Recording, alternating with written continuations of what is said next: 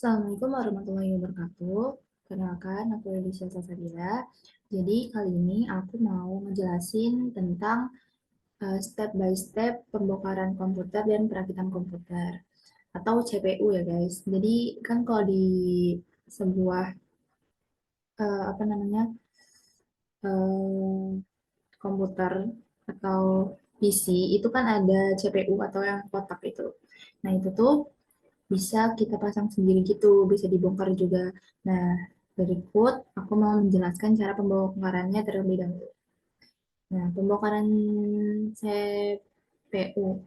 Yang pertama itu, tahap pertama, yang paling penting itu tuh kita harus mempersiapkan kayak alat-alatnya gitu buat si pembongkarannya. Nah, alat-alat yang buat dibutuhin pembongkaran itu kan ada obeng sama obeng Philips kan biasanya buat ngelepasin baut-bautnya gitu. Terus kalau misalnya kita baru pertama kali bongkar komputer CPU gitu, itu bisa kita baca buku panduan atau buku cara membongkar CPU gitu. Nah, terus tahap pertama itu kan kita harus melepaskan casing CPU kan. Nih, ini tuh pas casing CPU nih yang hitam ini nih. Tuh penutup casingnya. Dan penutup casing CPU-nya terlebih dahulu. Nah, cara melepaskan si casing CPU-nya ini kita bisa pakai obeng Philips. Jadi, ini kan ada 4 baut ya. Nah, itu tuh kita ngelepasnya itu nggak boleh kayak dari baut satu terus ke sini terus misalnya ke sini terus ke sini. Nah, kita tuh harus ngilang gitu. Jadi dari sini terus kita ngelepas ini terus lanjut ke sini terus lanjut ke sini gitu. Nah, kalau udah nanti bisa dibuka gitu kan.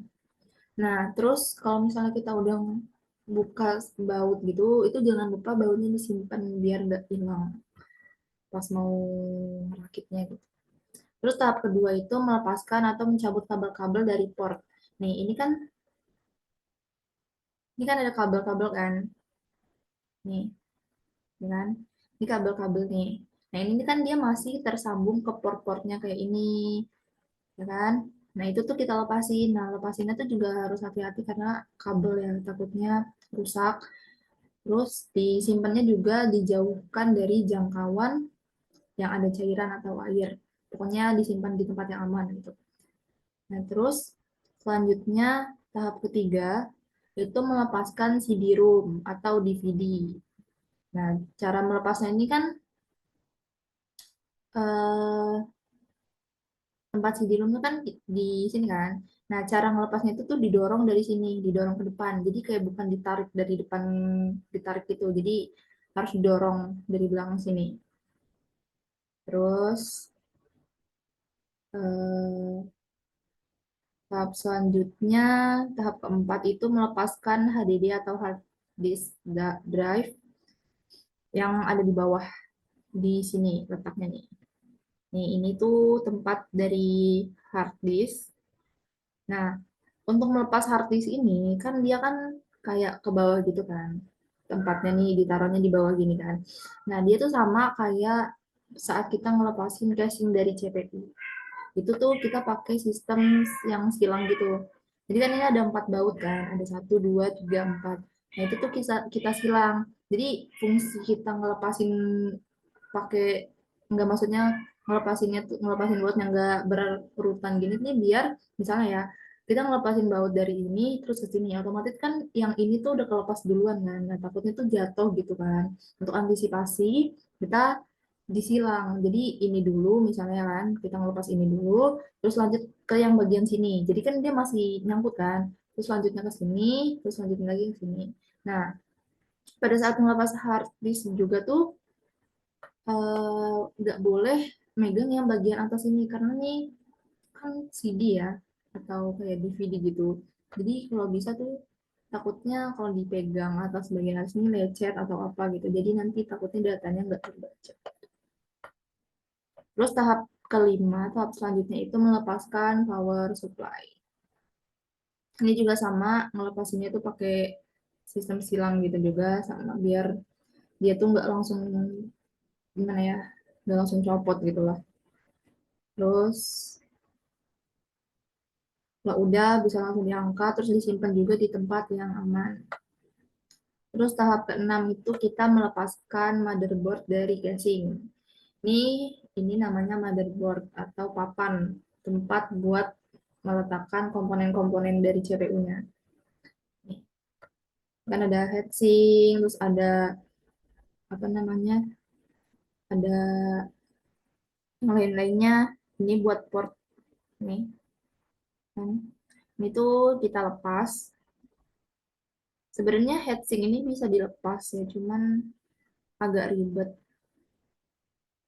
Nih, sini kan setelah melepas baut motherboardnya juga harus cara silang kayak tadi. Terus setelah dicopot ini bisa diangkat ya nih. Jadi bisa kita lihat nih komponen-komponen di sini tuh apa aja. Nah, selanjutnya kita masuk ke tahap perakitan. Setelah pembongkaran pasti harus dirakit kembali kan. Nah, sebenarnya hampir sama aja cara perakitan, pembongkaran dengan perakitan. Kayak cuman beda urutannya aja gitu. Nah, tahap perakitan ini kita juga harus menyiapkan komponen-komponen yang tadi udah kita lepas, kayak misalnya motherboardnya, terus power supply, terus DVD, hard disk, terus penutup CPU-nya gitu. Itu tuh harus kita siapkan terlebih dahulu. Terus kabel-kabel yang tadi kita copot. Nah, langsung aja kita masuk ke tahap yang pertama. Tahap pertama ini kita harus menempatkan kembali hard disk atau memasangkan kembali hard disk pada CPU, casing CPU-nya.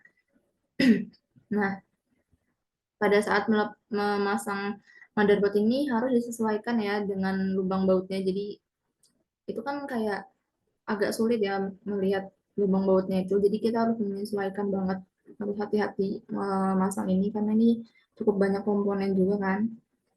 Terus ini juga pakai sistem silang gitu juga apa namanya masangnya.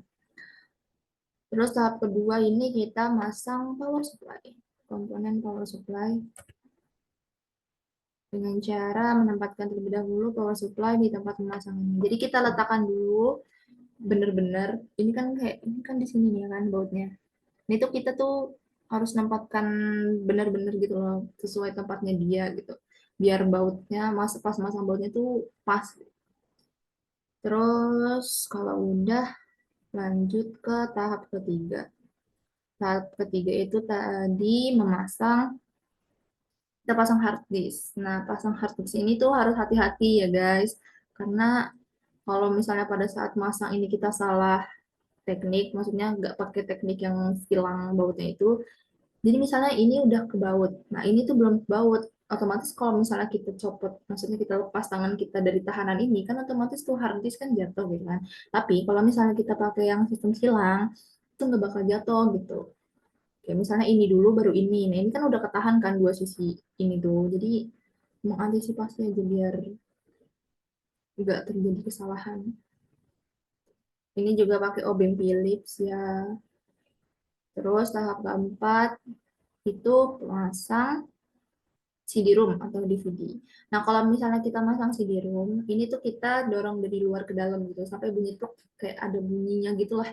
Kayak sampai dia ngebunyi baru pasang dengan benar. Terus tahap selanjutnya kita pasang kembali seluruh kabel-kabel yang kita copot sesuai dengan tempatnya, sesuai dengan port kabelnya. Jadi itu jangan sampai salah, kayak misalnya kabel yang ini nih harusnya di sini malah kita masang di mana gitu. Itu tuh bakal berpengaruh pada saat kita nanti mencoba ngetes menghidupkan si CPU-nya gitu. Itu harus diperhatikan. Kalau bisa tuh sebelum kita membongkar kita foto terlebih dahulu tempat-tempat buat kabel-kabelnya tuh di mana. Jadi biar pas kita merakit tuh nggak bingung gitu tempat-tempat kabel awalnya tuh di mana gitu. Terus tahapan selanjutnya yang terakhir itu kita menutup ini apa namanya, memasang penutup casing CPU. Ini sama tadi kan pakai sistem silang ini gitu. Kayak obeng Philips juga diputar ke arah kanan.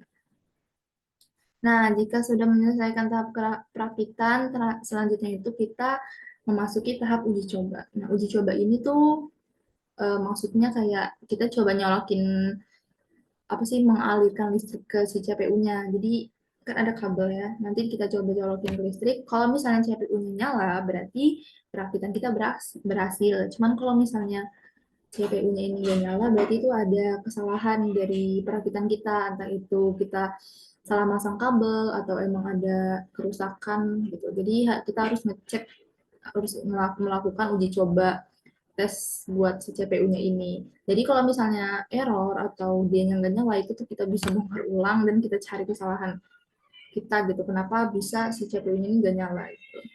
Nah, mungkin sekian saja penjelasan saya mengenai perakitan, pembongkaran dan perakitan CPU. Semoga bermanfaat. Assalamualaikum warahmatullahi wabarakatuh.